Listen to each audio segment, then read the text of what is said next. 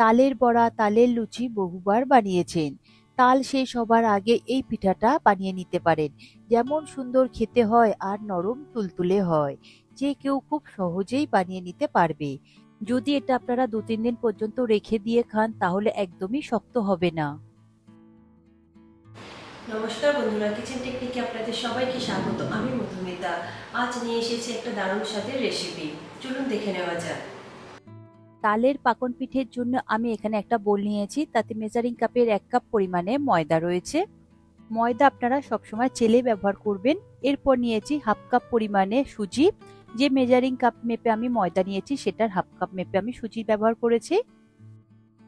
আর নিয়েছি এখানে 3/4 কাপ চিনি, মানে ১ কাপের একটু কম নিয়েছি চিনি। তবে চিনি যদি খুব বেশি পছন্দ করেন তাহলে একটু বেশি দিতে পারেন।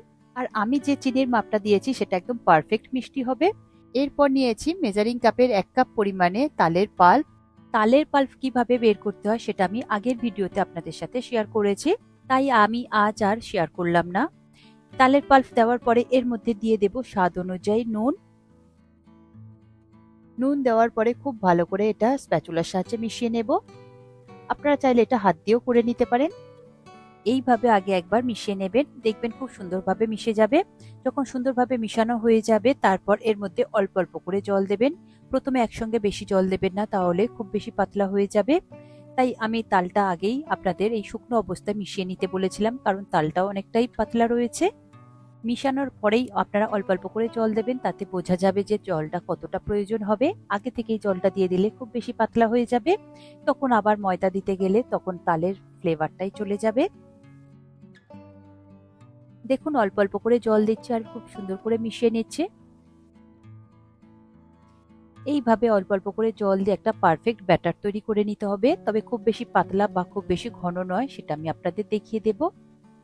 দেখুন এরপর আমি একটা হ্যান্ড উইস্কের সাহায্যে খুব ভালো করে এটাকে মিশিয়ে নেব, যাতে কোনো রকম ভাবে দলা ভাব না থাকে। আর এইভাবে একটা হ্যান্ড উইস্কের সাহায্যে ফেটিয়ে নিলে খুব সুন্দরভাবে পিঠেগুলো ফোলে।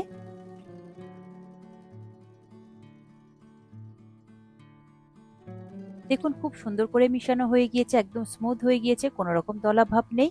এরপর এটা আমি ঢাকা দিয়ে 30 মিনিটের জন্য রেস্টে রেখে দেব। 30 মিনিট রেস্টে রাখলে সুজিটাও খুব সুন্দরভাবে ফুলে যায় আর চিনিটাও একদম গলে যায়।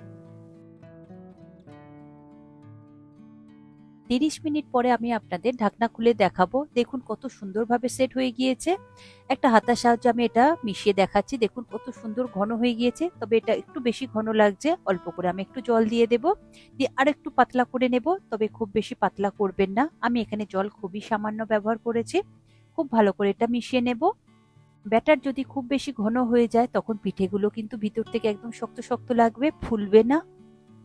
তাই ব্যাটারটা আপনারা সবসময় এইরকমই রাখবেন, না পাতলা না ঘন, ঠিক এইরকম যেন হয়। দেখুন ব্যাটারটা আমার রেডি হয়ে গিয়েছে, কত সুন্দর হয়েছে, একদম পারফেক্ট তৈরি হয়েছে। তবে এই সময় আমি তেলটা গরম বসিয়ে দেব।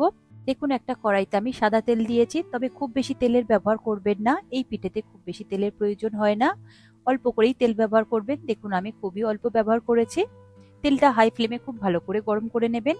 তেলটা গরম হতে থাক, ততক্ষণ আমি ব্যাটারের মধ্যে দিয়ে দেব অল্প করে একটু নারকেল কোড়া। তবে নারকেল কোড়াটা অপশনাল, তবে নারকেল কোড়া ব্যবহার করলে খেতে কিন্তু বেশ ভালোই লাগে।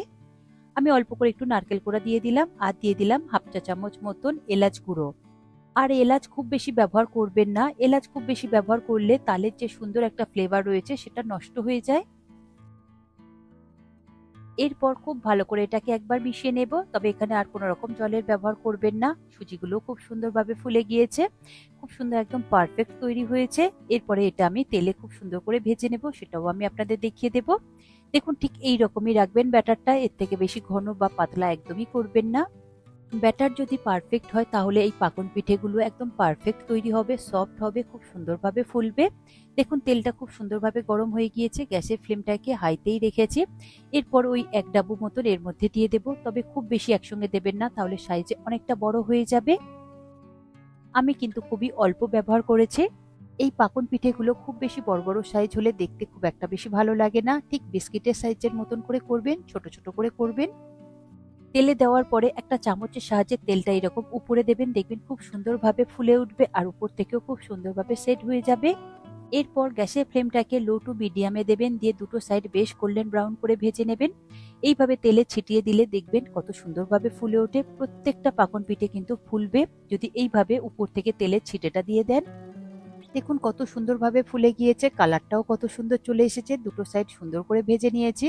এরপর ঝাঁঝরির সাহায্যে তেল থেকে তুলে নিয়ে একটা প্লেটের মধ্যে রেখেছি। দেখুন পারফেক্ট ভাবে তৈরি হয়েছে একটা পাকন পিঠে। আরো একটা আমি আপনাদের বানিয়ে দেখিয়ে দেবো যাতে আপনাদের বুঝতে সুবিধে হয়। দেখুন তেলের মধ্যে প্রথমে ওই ব্যাটারটা দিয়ে দেবেন, অল্প করেই দেবেন।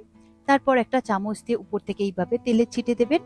অল্প করে তেল ব্যবহার করলে এটাই একটা সুবিধে যে তেলের ছিটে দিলে খুব সুন্দরভাবে ফুলে যায়। আর খুব বেশি যদি তালের বড়া ভাজবার মতন তেল দিয়ে দেন তাহলে কিন্তু এই চামচ দিয়ে আর তেলটা ছিটে দিতে পারবেন না, আর সেটা কিন্তু আর ফুলবে না। তখন চ্যাপটা চ্যাপটা তৈরি হবে আর এটা ভিতর থেকে তখন শক্ত হয়ে যাবে, সফট হবে না। এই ছোট ছোট টিপসগুলো আপনারা অবশ্যই খেয়াল রাখবেন। তেলের পরিমাণটা সবসময় আপনারা অল্প রাখবেন আর এইভাবে চামচ দিয়ে তেলের ছিটেটা উপরে দিয়ে দেবেন, দেখবেন খুব সুন্দরভাবে ফুলে যাবে। আমার প্রত্যেকটাই পাকন পিঠে কিন্তু ফুলেছে। দেখুন আমার পাকন পিঠে বেশ অনেকগুলো ভাজা হয়ে গিয়েছে। আমি অনেকগুলোই আপনাদের ভেজে দেখিয়ে দিলাম যাতে আপনাদের বুঝতে সুবিধে হয়। দেখে নিশ্চয়ই বুঝতে পারছেন প্রত্যেকটা পাকন পিঠে কিন্তু ফুলেছে। আমি কিন্তু এখানে কোনো রকম বেকিং সোডা ব্যবহার করিনি। এটা শুধু তেলের ছিটেটা দিলে আর একটু ফেটিয়ে নিলে খুব ভালোভাবে এই পিঠেগুলো ফুলে যায়।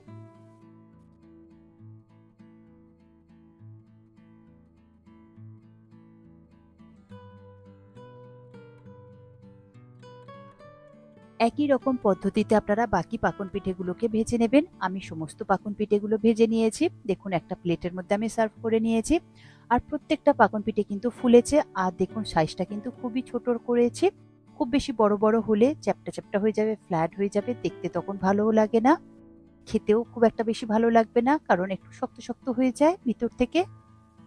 দেখুন কত সুন্দর সফট হয়েছে, সেটা আমি আপনাদের কেটে দেখিয়ে দেব। দেখুন কত সুন্দর তৈরি হয়েছে।